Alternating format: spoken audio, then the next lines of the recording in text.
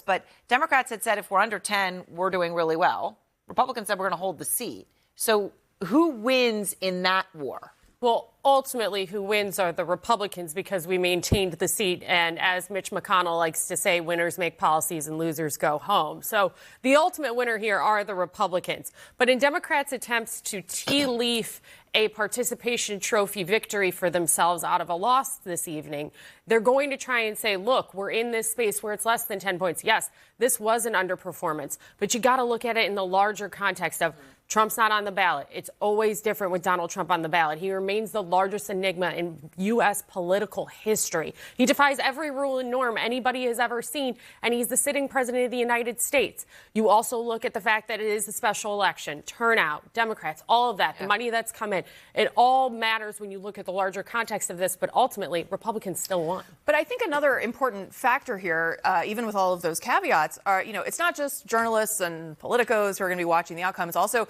members of Congress and members of Congress in marginal Republican districts. I mean, this was a plus 30 Trump district that it now looks like this candidate is going to win by 10, maybe a little more. If I'm a Republican sitting in, a district that Kamala Harris won in 2024, I'm nervous. And so I think the impact that this will have, so yes, Mike Johnson's going to get more numbers, and that's important for him. But the impact that this might have on the way some of these moderate Republicans particularly think about their votes, I think is significant. It's all a psychological game. Well, sure, Michael. Look, Trump just won this district by 30 points. Yeah. Mike Waltz won it, you look at last time, 33 points. Yeah. So if you're going to come in 8 to 10 or wherever this is going to ultimately settle, that sure would be a warning sign in a district that Trump won by maybe 10 or 15 points. I got to be honest. I mean, Aaron, a win is a win, but I've worked on a lot of races as a Republican strategist. I'm personally not happy with just winning by 8 or 9 points. That's why I've been saying 15. Now, some of my Republican friends aren't going to like me saying this. Losing by half of what the president's performance was, I can deal with that. I think it does defeat the Democrats' message and ability to say that this is somehow a mandate. Yeah. But when you get that close, you now enable your opposition to go to their donors to say, imagine what we can do with this type of financial support in moderate-leaning purple districts. Right. Imagine how we could potentially flip.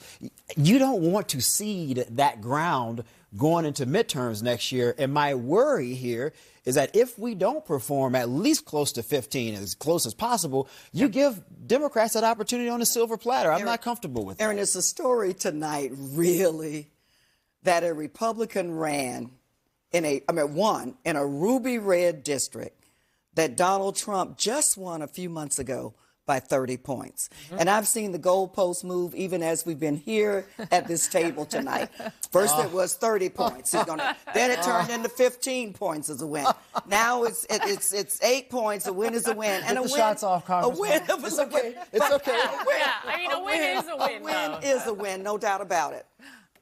But if I was in the Republican Party, I'd be real concerned about a well-known Republican who served as a state senator in the state of Florida, only winning a ruby red seat that he should have owned by 8 points. You know what? I will say we'll this. See what the night, I agree with you. What the end of the night yields. I completely agree with you. But let's call balls and strikes here. Let's be real about what's right in front of us. And that's why I'm going to say I completely agree with you. Republicans should be scared. And you want to know what?